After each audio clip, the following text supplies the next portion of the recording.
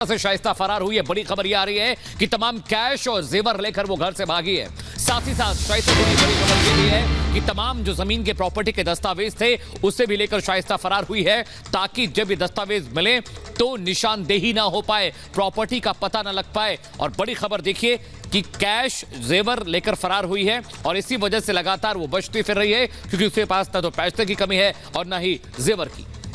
बिल्कुल, और ये दो तस्वीरें आपको हम लगातार दिखा रहे हैं कि किस तरीके से कैश, जेवर, ये तमाम चीजें लेकर शाइस्ता फरार हो चुकी है। और जाहिर तौर पर लगातार इस समय छापेमारी जारी है जगह जगह पर। शाइस्ता परवीन जिस तरीके से पिछले 61 दिनों से फरार चल रही है, पुलिस की टीम को लगातार वो चकमा देती जा रही है। सूत्रों का कहना है कि शाइस्ता पूरी तैयारी के साथ निकली है, ढेर सारा कैश, ज्वेलरी भी अपने साथ लेकर गई है। और क्या है शाइस्ता का फरारी प्लान, आप देखिए इस रिपोर्ट में।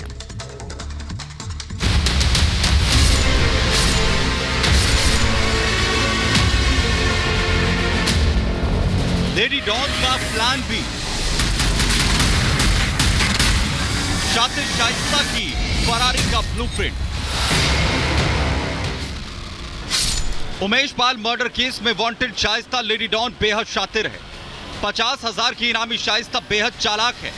यही वजह है कि पिछले 61 दिन में पुलिस उस तक नहीं पहुंच सकी है। लेडी डॉन ने न केवल अतीक के साथ मिलकर उमेश पाल के मर्डर की साजिश रची, बल्कि मर्डर के बाद क्या करना है इसकी भी पूरी प्लानिंग की।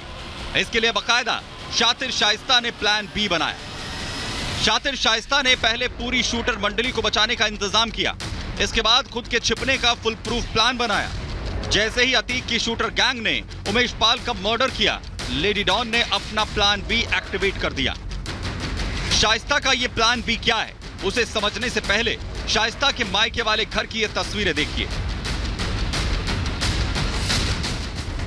अतीक का घर टूटने के बाद शाइस्ता अपने पिता के इसी घर में रहा करती थी।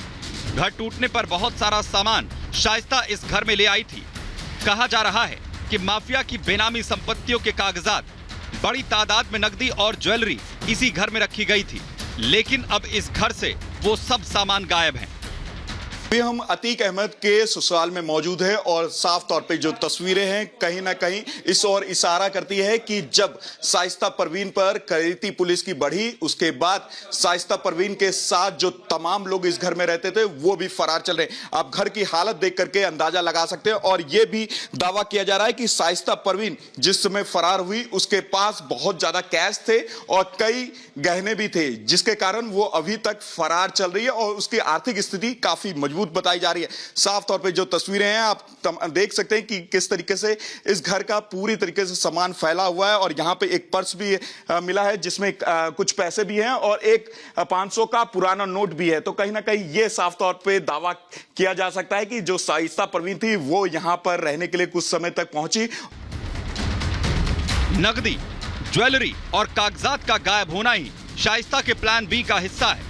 कहा जा रहा है कि फरार होने से पहले लेडी डॉन जरूरी सामान अपने साथ समेट ले गई।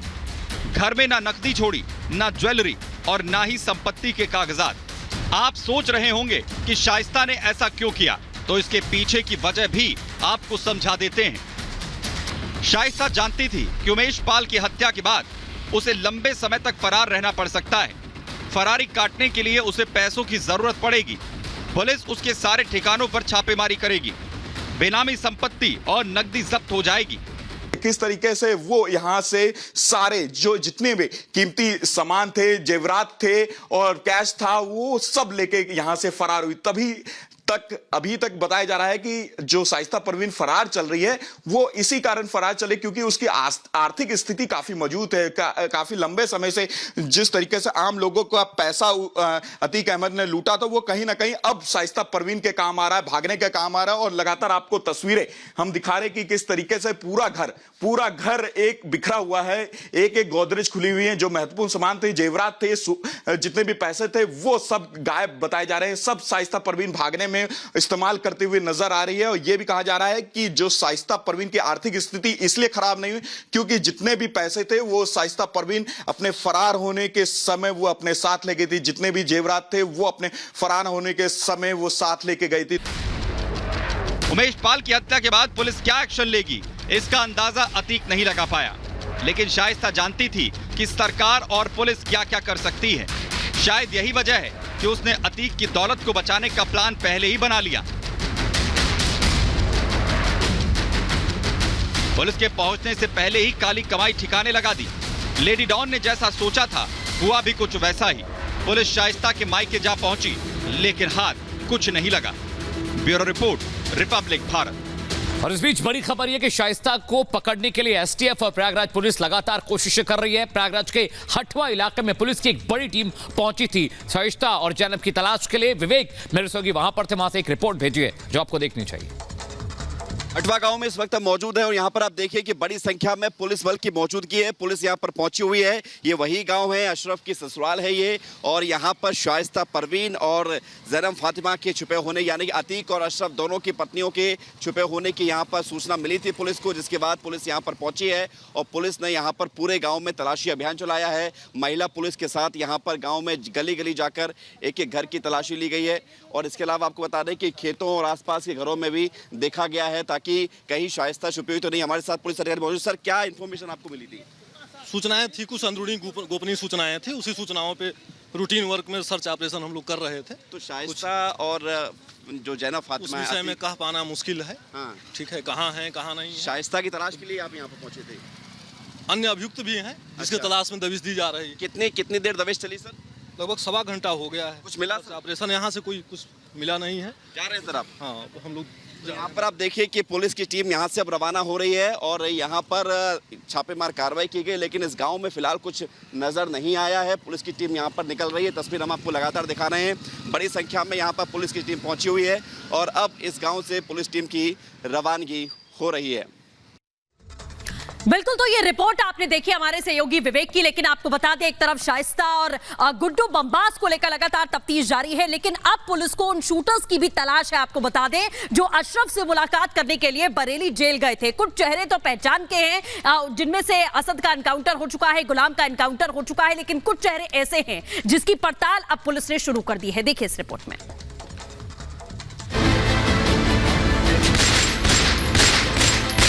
बरेली जेल में पहुंचे इन शूटर्स मंडली में असद और गुलाम एनकाउंटर में ढेर हो चुके हैं। गुड्डू और अरमान फरार गए।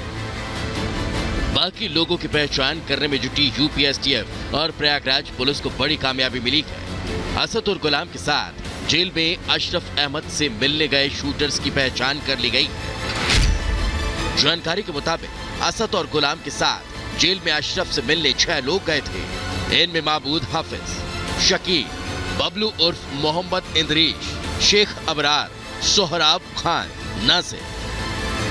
दरअसल सोमवार को बरेली जेल में एक सीसीटीवी सामने आया था।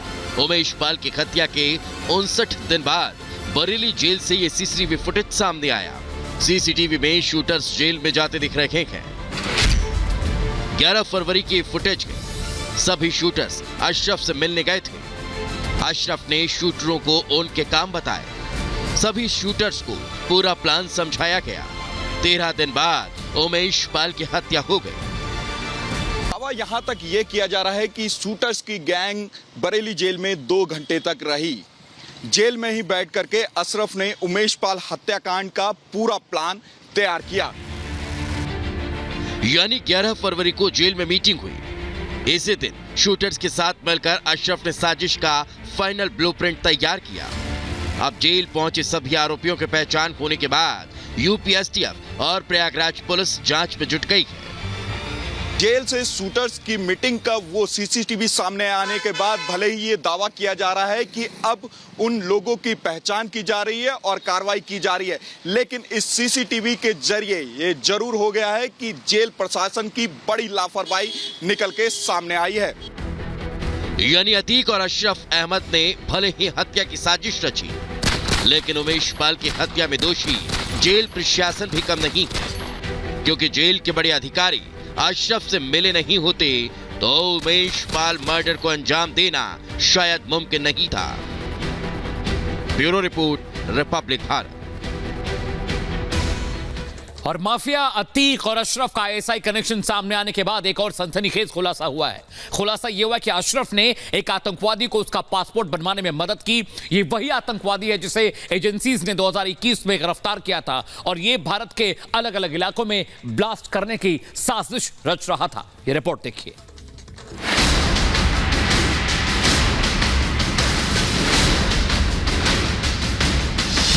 आतंकी का मददगार माफिया, अशरफ का आतंकी कनेक्शन। जनाब पासपोर्ट अधिकारी, मैं खालिद अजीम अशरफ इस बात से आपको अवगत कराता हूँ कि जीशान कमर, जो कि प्रयागराज करेली के रहने वाले हैं, वो पिछले कई सालों से मेरे यहाँ काम करते हैं और मेरे इनके साथ घर जैसे ताल्लुक हैं। इसलिए जल्द से जल्द इनका पासपोर्ट पूरा करवाएं। इन्हें अपने काम के सिलसिले में विदेश यात्रा करनी है। पासपोर्ट अधिकारी को लिखी चिट्ठी सबूत है माफिया अशरफ के आतंकी कनेक्शन की। ये चिट्ठी सबूत है अशरफ का नाता देश विरोधी ताकतों से था। आप सोच रहे होंगे कि पासपोर्ट की सिफारिशी चिट्ठी का आखिर आतंकी कनेक्शन क्या है, इस चिट्ठी को देश को दहलाने की साजिश से क्यों जोड़ा जा रहा है। तो एक बार फिर इस चिट्ठी को ध्यान से देखिए। अशरफ की इस सिफारिशी चिट्ठी में जीशान कमर का जिक्र किया गया है। माफिया के भाई ने जीशान के साथ घरेलू ताल्लुकात बताए हैं। ये ताल्लुकात ही अशरफ के आतंकी कनेक्शन की जड़ है। दरअसल जिस जीशान का नाम अशरफ ने चिट्ठी में लिखा है वो एक आतंकी गिरोह का सदस्य है जो देश में सीरियल ब्लास्ट की घातक साजिश रच रहा था। जीशान के खतरनाक मंसूबे बताने से पहले उसकी पूरी जानकारी आपको दे देते हैं। जीशान कमर करेली का रहने वाला है जो दुबई में अकाउंटेंट का काम कर चुका है। 2021 में एटीएस ने जीशान को गिरफ्तार किया। इस पर बम धमाकों की साजिश रचने का आरोप है। जीशान के साथ कुल 6 आतंकियों को एटीएस ने गिरफ्तार किया था। जीशान लखनऊ के रास्ते खतरनाक हथियार और आईईडी प्रयागराज लेकर आया। आतंकी जीशान ने यह हथियार पोल्ट्री फार्म में छिपा कर रखे। पुलिस सूत्रों का कहना है कि आतंकी जीशान पाकिस्तान जा चुका है, जहां उसे हथियार चलाने की ट्रेनिंग मिली, बम बनाने की ट्रेनिंग भी दी गई। कहा जा रहा है कि जीशान हिंदू फेस्टिवल पर बम धमाकों से दहलाने की साजिश रच रहा था। कई शहरों में सीरियल ब्लास्ट की तैयारी कर रहा था। अब एक बार फिर इस चिट्ठी को ध्यान से देखिए। ये चिट्ठी जनवरी 2017 में लिखी गई। एटीएस का कहना है कि अप्रैल 2021 में जीशान कमर एक और आतंकी के साथ मस्कट गया था, जहां से उसे शिप के जरिए पाकिस्तान ले जाया गया। पाकिस्तान में एक फार्म हाउस पर इन दोनों आतंकियों को हथियार चलाने और बम बनाने की ट्रेनिंग दी गई। यानी जो पासपोर्ट बनाने में अशरफ ने मदद की, वो पासपोर्ट ही जीशान के मस्कट और पाकिस्तान जाने के काम आया। अतीक और अशरफ खुद आईएसआई और डी कंपनी से अपने रिश्ते बता चुके हैं। पाकिस्तान से हथियार तस्करी का जुर्म कबूल चुके हैं और इन दोनों भाइयों की निशानदेही पर पुलिस को विदेशी हथियार भी मिल चुके हैं। आईएसआई लिंक को लेकर पुलिस की पड़ताल पूरी होती उससे पहले ही माफिया ब्रदर्स की हत्या कर दी गई। इस हत्या के पीछे भी आईएसआई कनेक्शन या हथियार तस्करों के होने का शक जताया जा चुका है। Bureau report, Republic Bharat.